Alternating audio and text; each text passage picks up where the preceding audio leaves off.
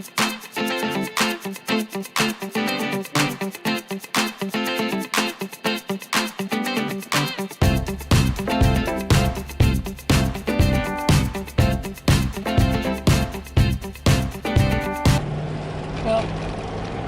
hello everybody. Good morning. It's DearMamaSal on a Thursday morning. It is 1 degree. But it felt a bit chilly, which would make it 34, translated into American. And that's 1 degree here in southern British Columbia, which is really quite toasty if you consider it, really. I mean, for middle of winter. I don't have any complaints about that at all, except I'd like my car to warm up. I want to thank you all for we had some early morning rises today because I put the vlog up pretty early this morning, and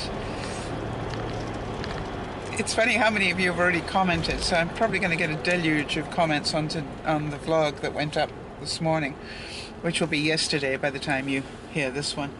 It was the one with the roses on it, and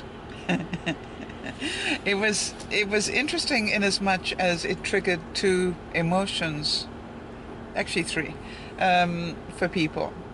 Number one, a lot of people apparently enjoyed the chuckle, because there were some put your coffee down, you're going to start chuckling here type moments. As I talked about my experience of being in my 20s. And then for others it was quite painful in places because it triggered sad memories.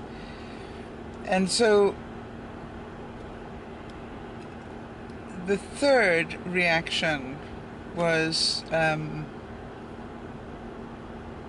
about my gizmo that monitors my activity. So it was interesting to get all three out of one quick video.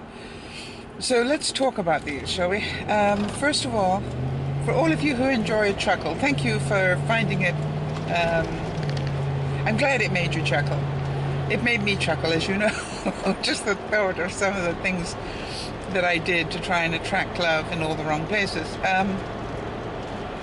And then, of course, I got a comment from a viewer already who told me that, you know, she just did it the easy way. She met the guy next door who actually took her on a blind date to the prom, and they fell in love, and they've been married ever since. How many of you are going, don't you wish? And I know that we've got other viewers that met the love of their life at school and married them and been happy ever since. And then there are the rest of us. Yeah, and there are a few of us that have actually found and married the wrong one a couple of times. I was glad to hear I wasn't the only one that had managed to do that more than once. And then, actually, that was really the third thing. How about the reaction, which was, been there, broke my heart, not doing it again. Not doing it again. So the conversation I want to have today is about where do we draw the line between being careful and being frozen in terms of our emotions, because I think that is a fine line. Now, I sort of fall very close to the category of never again, because I have been through this twice, and both times ended up quite shocked, quite honestly, that what I thought was the love of my life was busy playing elsewhere, so to speak. Very painful, And, you know, I kept asking, yeah, didn't we stand in the same place and say for better, for worse, for richer or poorer? But, you know, apparently not. Apparently some people mean that and some people don't. And so I think what I look at now is I'm not, I wouldn't say that I would never get married again. That, you know, that I don't believe in that. I believe if the right person came into my life, I would seriously consider it. But the difference would be, don't tell me you love me. Show me. And I would stop trying to be the perfect wife and fail, because I'm not. I would actually start the relationship making sure the other person knew that, you know, I'm not Susie Homemaker, and I am not a great cook. Well, yeah, I'm an average cook, I guess. You know, and so I'm not going to tell the lies that I guess I didn't intentionally tell lies, but I'd always pretend to be a pretty perfect person. Apparently I did it quite well. And so there's that part of me that goes, I believe myself to be equally responsible for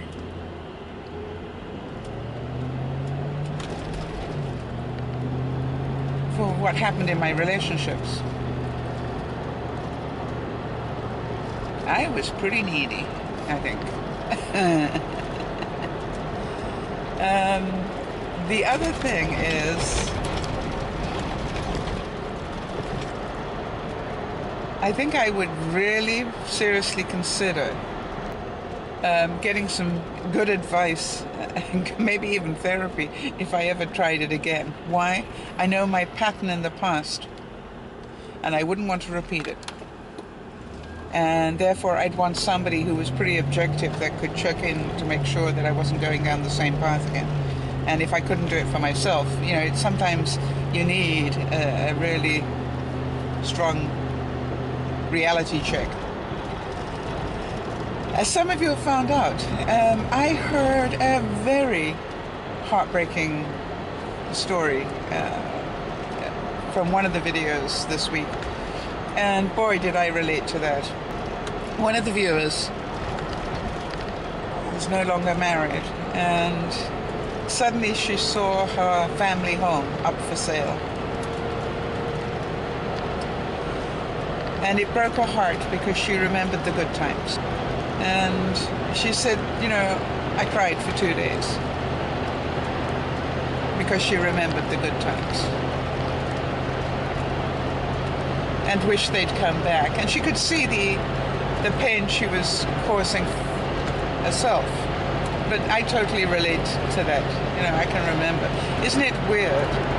And I think women have a much bigger problem with this than men. Men seem to be able to get out of relationships and go, okay, and I hate to generalize here, but it is my experience that they seem to be able to recover faster.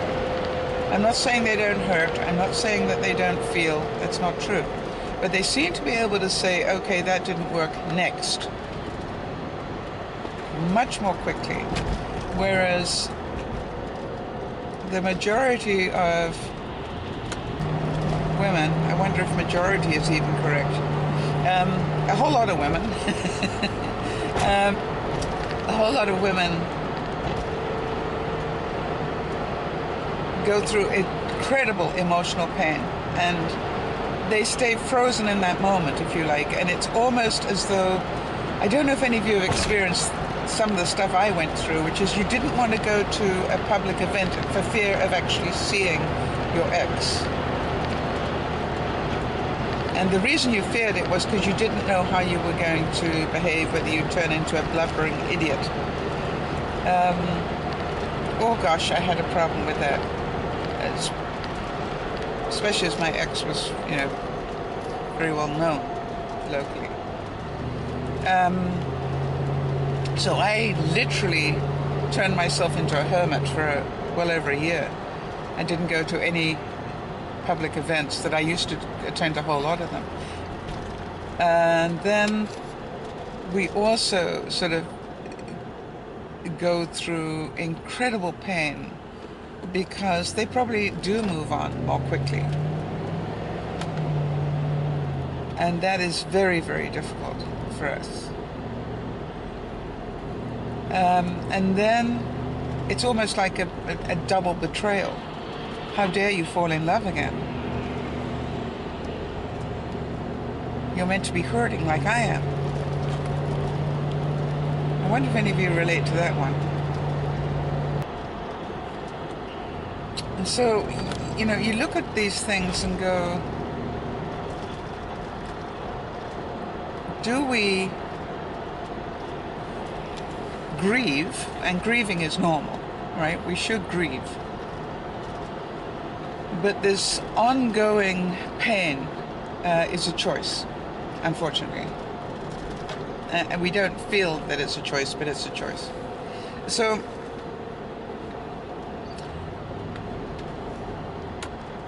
I think that part of what we look at is, what have I done with my emotions? You know, it's the old story, which is, if you have invested so much of your heart that you cannot protect yourself anymore, that's worth taking a look at. Now, listen, don't get me wrong. Betrayal's betrayal, whatever it looks like. And it hurts sore. Believe me, I know. I've been there a couple of times. But you know, life goes on. And the big challenge is to get up from under and live your life. Now, the problem for most people I talk to, or come to talk to me, is they don't know what their life is. Right?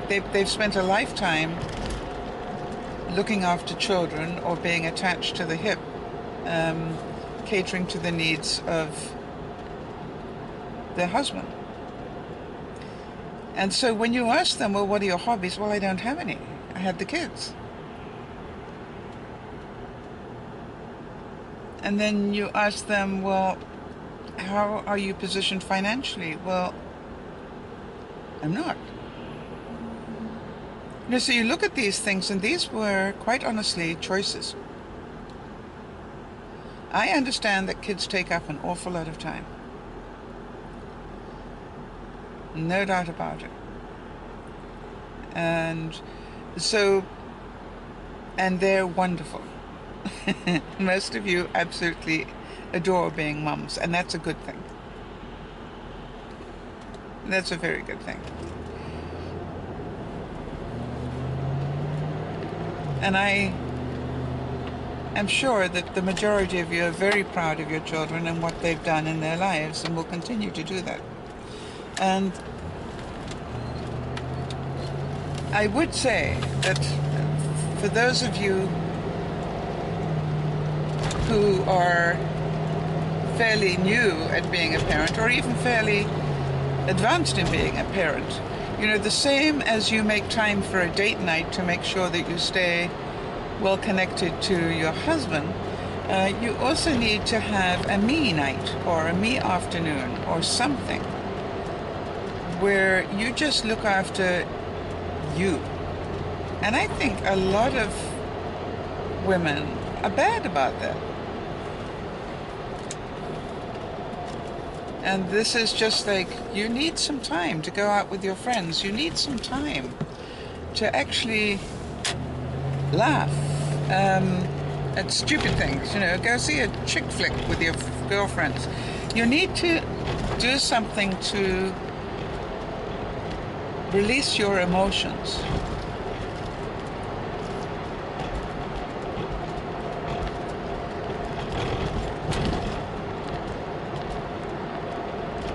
And so I really do ask you to look at whether your emotions are a little bit frozen.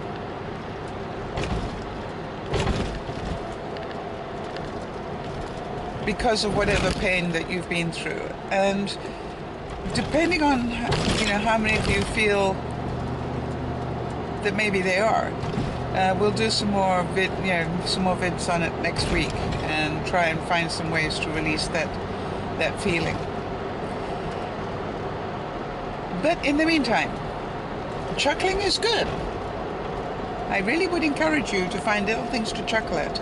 Now, I have to tell you that I don't put out an ad and say, okay, people living on my journey to work, please do things that will make me chuckle. I just am interested in things that will make me chuckle.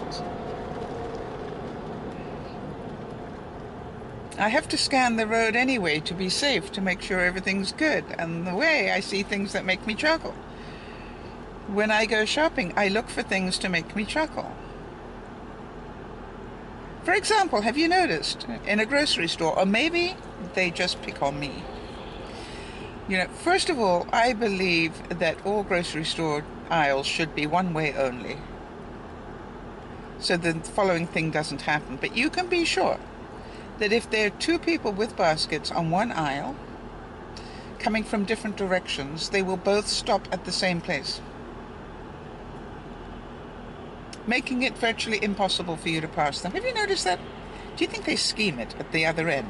They both sort of meet up in the previous aisle, go, okay, I'll tell you what. We'll go down the next aisle and we'll come from different places and we're really going to mess with people because we're going to stop and we'll pretend we're completely oblivious of each other. And we will spend 20 minutes deciding what brand of whatever we're going to get. Now, I want to tell you, that used to upset me so much that I don't shop like that anymore. No, seriously. They got me one time too many, and you get angry inside. Well, I did. I got really frustrated, like, excuse me? And then what I decided was I kept setting myself up to lose in this game. So I plotted my own game instead, which is I leave my cart at the end of the aisle and I scoot up the aisle down the center. Because very rarely have I found that I have more than an arm's worth going up a particular aisle. Now, the only aisle I will take the cart down is if I'm picking up something heavy. Like in the days of Bean, dog food, I did not carry on my head all the way down the aisle. Although some of you probably would like that vision. But, for the general things, I could pick up whatever I needed. The thing is, you then turn around and come down the next aisle, and hopefully you still have enough room. But I reckoned it was a much faster way to shop. Much faster.